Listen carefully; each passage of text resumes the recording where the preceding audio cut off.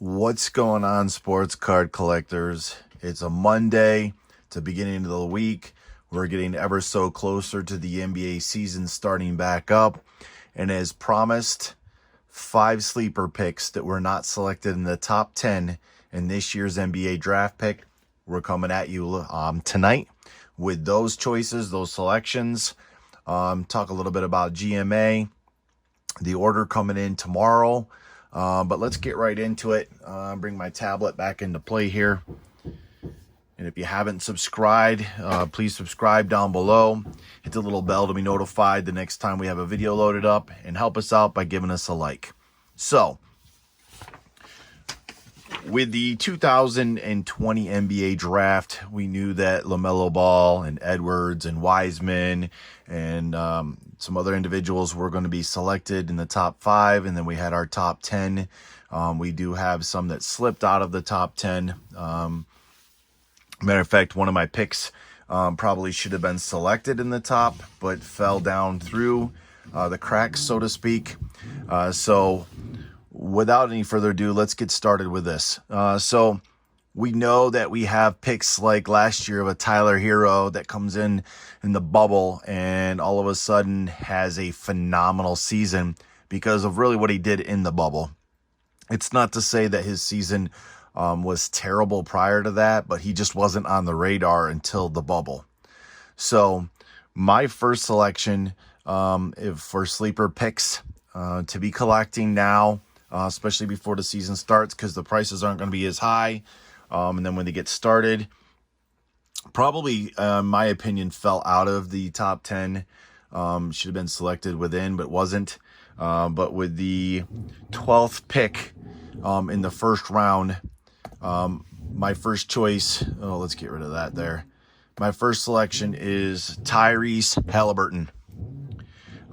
Selected from Sacramento, 6'5", 175 pounds, played for Iowa State. He averaged about 15.2 points, 6.5 assists, almost 6 rebounds a game. And he shot better than 41% from the three-point land for the 2 seasons that he played for Iowa State. So, and quite honestly, if you go do your research from the experts, they say he has one of the highest basketball IQs of any player in the draft. So that's my first selection for my 5 sleepers.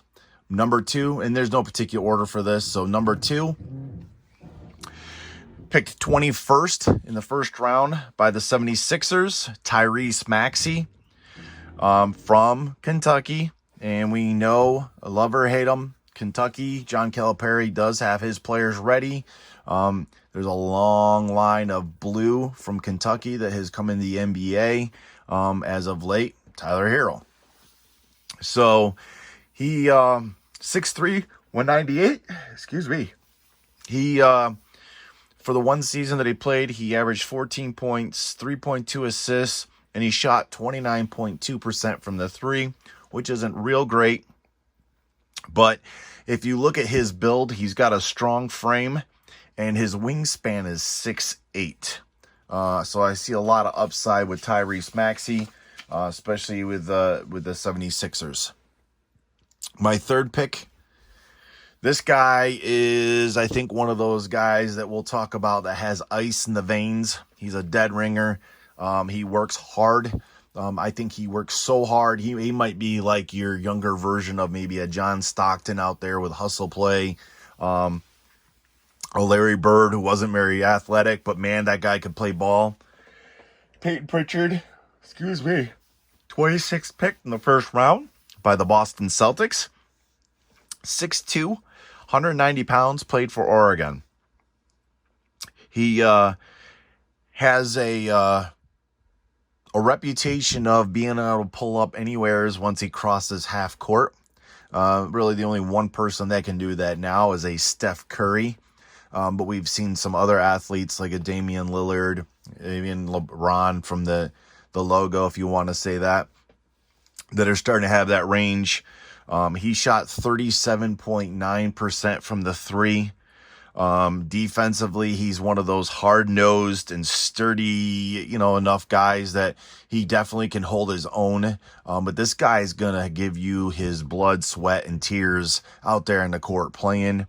He is my third sleeper pick for this year's draft that was not drafted in the top 10.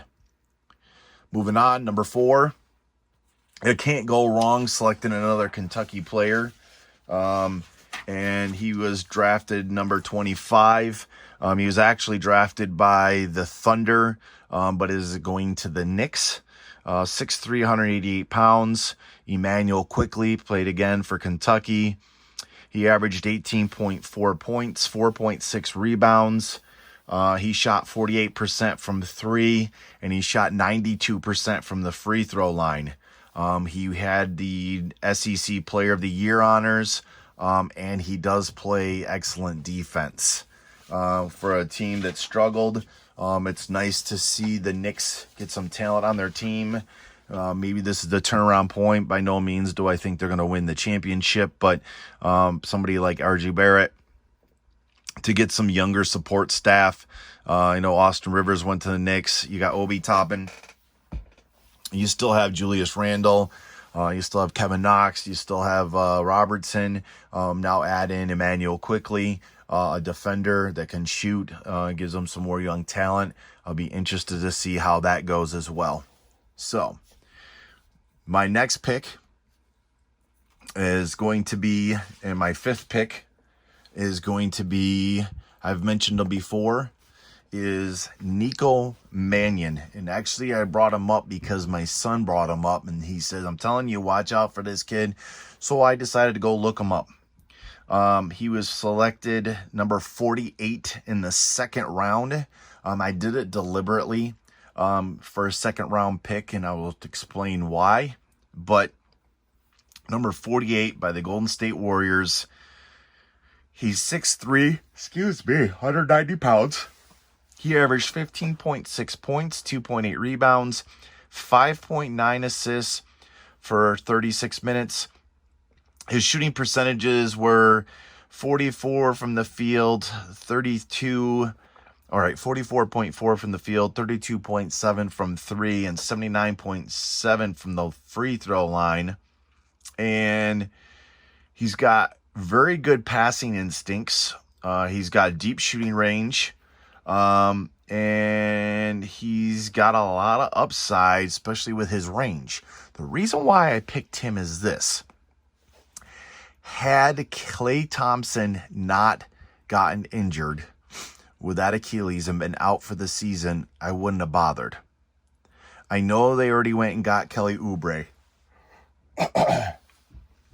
But Nico Manion is that type of player that I think that could come in off the bench and give that much needed 3 support, offensive support, range to spread the offense, maybe take some relief off of Steph.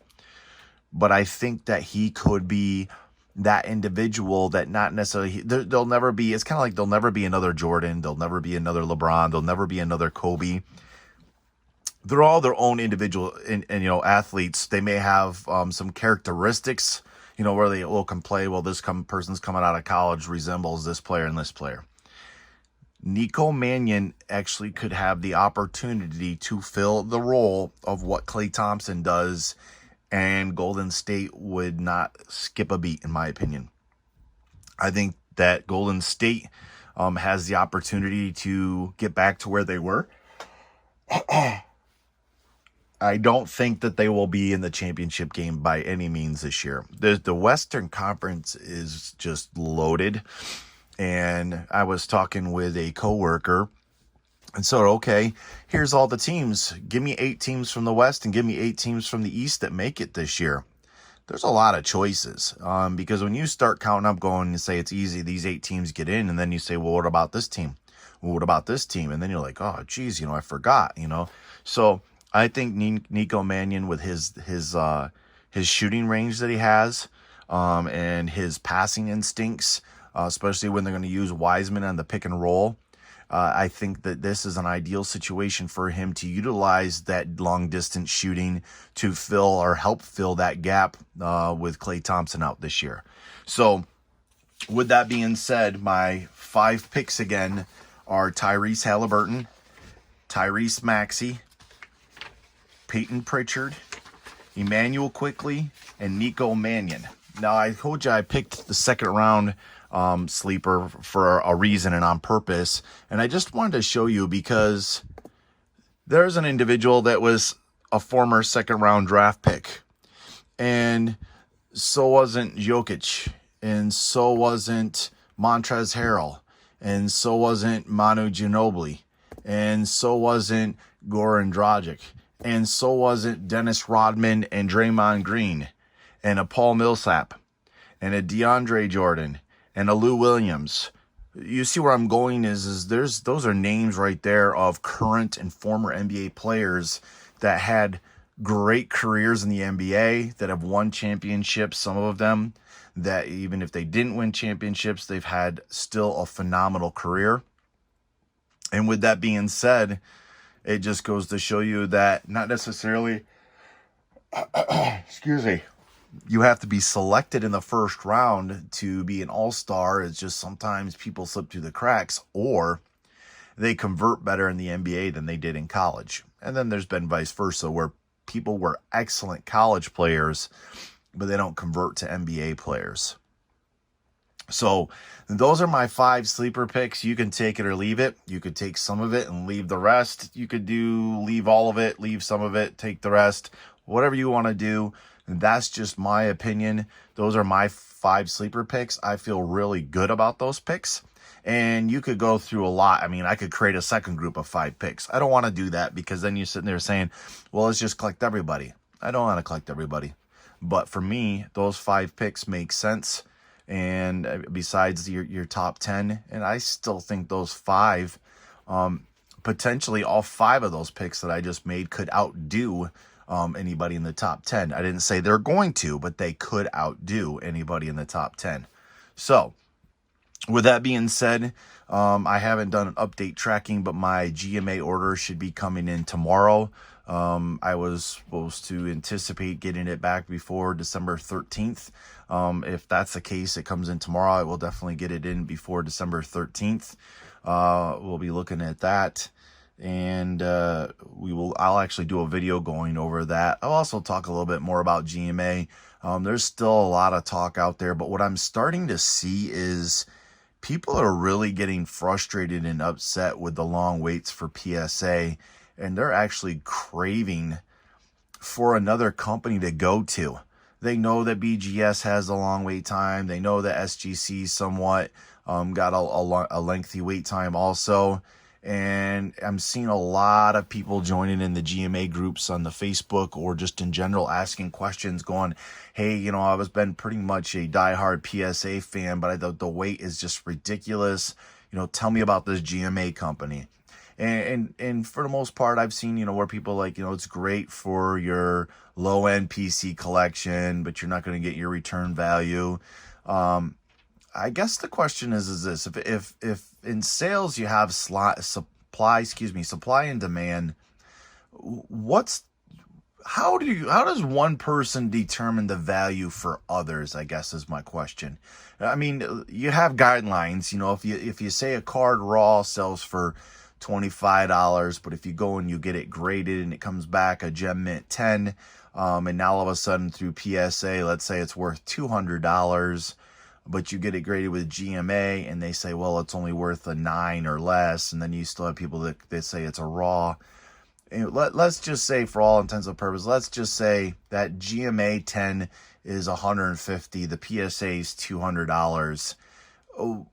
For people to say you're not going to get your return on value, I guess the question is value of what? Is PSA the guideline for everything? Because if I paid $20 or $25 for a card, and then I paid $8 to get it graded, I'm $33 in.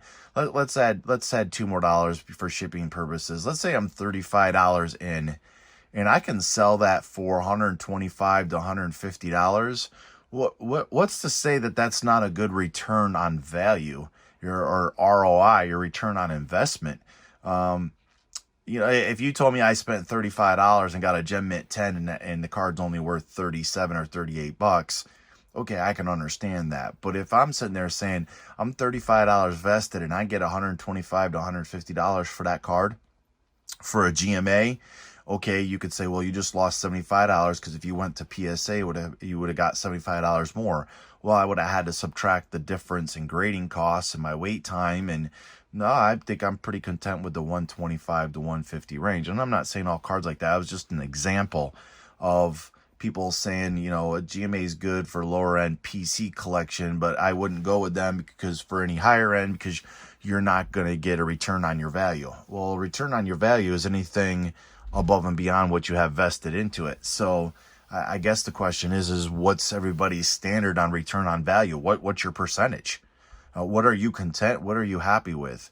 That's where it's got to be. I mean, if somebody wants $100 profit on each card they sell, well, then go about, by all means, go ahead with PSA if you have to have that on every single card. But I mean, if you could make $50 to $100 on some cards more than that profit, then there's definitely value there in GMA. Again, it's just a matter of people's how they understand the value of cards and how they set their prices, and then how long they're willing to wait for that card to sell. They'll sell. It's just a matter of time, but it's also just got to be with patience. So with that being said, guys, you know, I hope you've enjoyed this with these picks. You know, we'll see. I might do a box break or something else this week. Well, I know tomorrow we'll be doing the GMA opening and reveal of what I've got coming in. I think it's just 10 cards. If I remember correctly. So, but anyways, guys, if you've enjoyed this, please hit the like button. It doesn't cost you anything. It definitely does help me out. If you haven't subscribed, please do so. Also hit the little bell notification down below there so you can be notified the next time we have a video that goes up. And everybody that has done that already, I appreciate you taking the time to do that. And I really do appreciate the feedback from everybody and the connections and the communication back and forth. So as always, guys, stay safe, stay healthy. We'll see you next time.